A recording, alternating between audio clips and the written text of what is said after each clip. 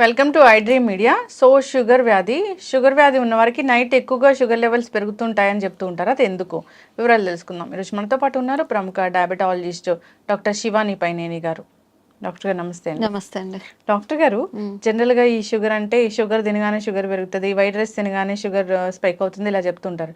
అయితే నైట్ మాత్రం ఖచ్చితంగా షుగర్ లెవెల్స్ పెరుగుతూ ఉంటాయి, జాగ్రత్తలు తీసుకోవాలంటారు. ఎందుకు షుగర్ నైట్ అంటే ఎప్పుడు మీరు అనేది నైట్ తిన్న తర్వాతనా లేకపోతే తిన్న తర్వాత?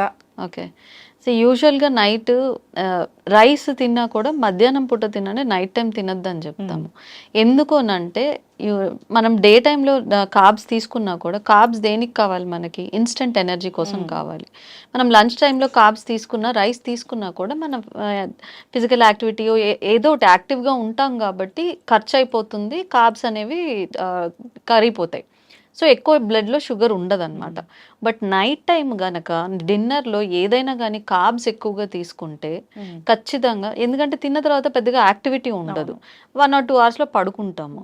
సో కార్బ్స్ కనుక ఎక్కువ తీసుకున్నాము అంటే ఖచ్చితంగా షుగర్ పెరుగుతుంది.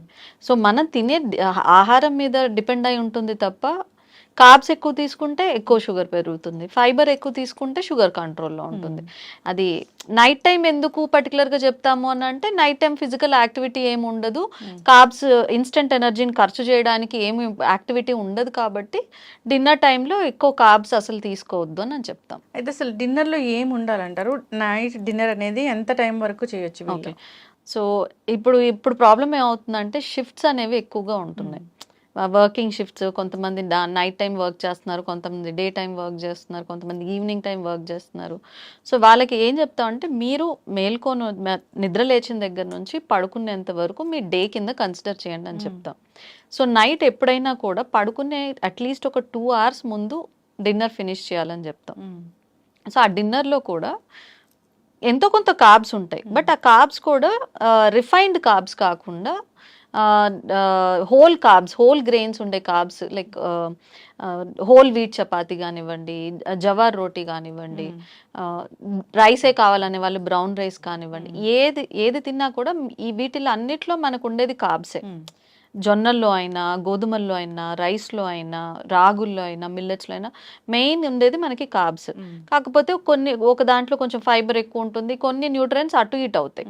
సో వైట్ రైస్లో ఓన్లీ కార్బ్స్ మాత్రమే ఉంటాయి. సో అది కాకుండా కార్బ్స్ తక్కువ ఉండి ఫైబర్ ఎక్కువ ఉండే గ్రెయిన్స్ ఇట్లాంటివి చూస్ చేసుకొని అడిషనల్గా వెజిటేబుల్స్, ఇంకా ఫైబర్ పెంచుకోవడానికి వెజిటేబుల్స్ ఎక్కువగా తీసుకోమని చెప్తాం. ఎప్పుడైనా షుగర్ కంట్రోల్ ఉండాలి అంటే కార్బ్స్ క్వాంటిటీ తగ్గించుకోవాలి.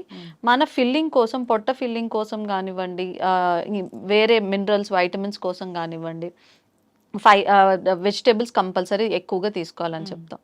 దాంతోపాటు ప్రోటీన్ కోసం దాల్ కానీ, ఎగ్ కానీ, వాట్ ఎవర్ అది తినే వాళ్ళ దాన్ని బట్టి పోర్షన్ సైజ్ అనేది కంట్రోల్ చేసుకోవాలి ఎప్పుడైనా కూడా. సో ఇంత కార్బ్స్ తక్కువ పెట్టుకొని ఫైబర్, వెజిటేబుల్స్, ప్రోటీన్ ఎక్కువ ఉండేటట్టు చూసుకోవాలి. అయితే అస్సలు వైట్ రైస్ తీసుకోవచ్చా, తీసుకోకూడదా అంటే? తీసుకోవచ్చు, తీసుకోవద్దని ఏం చెప్పం. ఇంకొకటి ఏంటంటే, వైట్ రైస్ మనకు ఒకప్పుడు లేదు. ఇప్పుడు డయాబెటీస్ ఎందుకు అంత ఎక్కువ వస్తుంది? లైఫ్ స్టైల్ మారడం వల్ల. సో ఆ లైఫ్ స్టైల్లో డైట్ ఒక భాగం. ఈ polished rice, refined grains, white rice ఇవి మనకి అట్లా ఒక 2-3 generations ముందు లేవు. ఈ రిఫైన్డ్ కార్బ్స్ తినడం వలన, అది ఎక్కువ క్యాలరీస్ ఇది చేయడం వల్ల, అండ్ ఫిజికల్ యాక్టివిటీ లేకపోవడం వల్ల మనకి ఒబేసిటీ కానివ్వండి, ఈ డయాబెటీస్, బీపీ, కొలెస్ట్రాల్ ఇవన్నీ వస్తున్నాయి. సో వైట్ రైస్ అనేది ఎప్పుడైనా తినచ్చు, కానీ క్వాంటిటీ, పోర్షన్ సైజు జాగ్రత్తగా చూసుకోవాలి.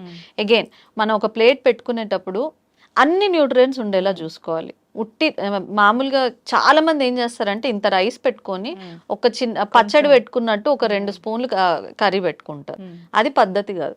ఇంత రైస్ పెట్టుకొని ఇంత వెజిటేబుల్ కర్రీ, మీరు ఫ్రై చేసుకుంటారో ఎట్లా చేసుకుంటారో మీ ఇష్టం, అది కర్రీ ఒకటి, ఇంత మళ్ళీ పప్పులో ఆకుకూర కానీ ఇట్లాంటివి వేసుకొని కొంచెం గట్టిగా చేసుకుంటే ప్రోటీన్, మళ్ళీ ఫైబర్ 2 వస్తాయి. నాన్ వెజ్ తినేవాళ్ళు గుడ్డో, చికెన్ ఏదైతే అది మళ్ళీ ప్రోటీన్ కిందకు వస్తుంది. సో పెరుగు, ఇట్లాగా మనం ప్లేట్ని మనం పెట్టుకునేటప్పుడు ప్లేట్ నిండా రైస్ పెట్టుకొని ఒక మూలన ఒక్క కూర పెట్టుకోకుండా ఒక పోర్షన్లో రైస్ పెట్టుకొని మిగిలిన పోర్షన్స్లో ఒకటి కానీ 2 కానీ కూరలు పెట్టుకొని, కూరలు ఎన్ని తిన్నా పర్వాలేదు, కొంచెం పప్పు కానివ్వండి, ఇట్లాంటివి పెరుగు ఇట్లాంటివి అడ్జస్ట్ చేసుకోవాలి. పోర్షన్ సైజ్ అనేది కంట్రోల్ చేసుకోవాలి. ఓకే. తినొచ్చు, వైట్ రైస్ ఖచ్చితంగా తినొచ్చు, తినకూడదనే లేదు, కానీ క్వాంటిటీ అండ్ దాంతో పాటు ఇంకేం తింటున్నాము ఇవన్నీ కౌంట్ అవుతాయి. ఓకే. ఎస్ డాక్టర్ గారు, అయితే ఈ డిన్నర్ తర్వాత వాకింగ్ అనేది చేయాలా వీళ్ళు? సో డిన్నర్ తర్వాత నిద్రకి ఎంత టైం అనేది ఉండాలి? అసలు ఏ టైం వరకు డిన్నర్ అనేది కంప్లీట్ చేయాలి? ఓకే. సో అగైన్ రెగ్యులర్ షిఫ్ట్లో పనిచేసే వాళ్ళకి నేనేం చెప్తానంటే యూజువల్గా బై 8:30 డిన్నర్ ఫినిష్ చేయమని చెప్తాను. సో డిన్నర్ ఫినిష్ చేసిన తర్వాత చాలామంది ఇప్పుడు కంప్లైంట్ ఏం చెప్తున్నారంటే నిద్ర పట్టట్లేదు, నిద్ర రావట్లేదు. అలాంటి వాళ్ళకి డిన్నర్ తర్వాత ఎప్పుడైనా డిన్నర్ ఒక్కటే కాదు, ఏ మీల్ తర్వాత అయినా కూడా ఒక 10 మినిట్స్ అయినా వాక్ చేస్తే ఆ కార్బ్స్ అనేవి కొంచెం కరుగుతాయి అన్నమాట. సో డిన్నర్ తర్వాత కూడా వాక్ చేయగలిగితే చేయడమే మంచిది. కానీ కంపల్సరీ అని చెప్పము. ఎస్పెషల్లీ కార్బ్స్ ఉన్న డైట్ ఎక్కువ తీసుకున్నప్పుడు వాక్ చేయడం అనేది చాలా ఇంపార్టెంట్. సో దట్ ఆ కార్బ్స్ మళ్ళీ బ్లడ్ షుగర్ లెవెల్స్ ని పెంచకుండా ఉంటుంది.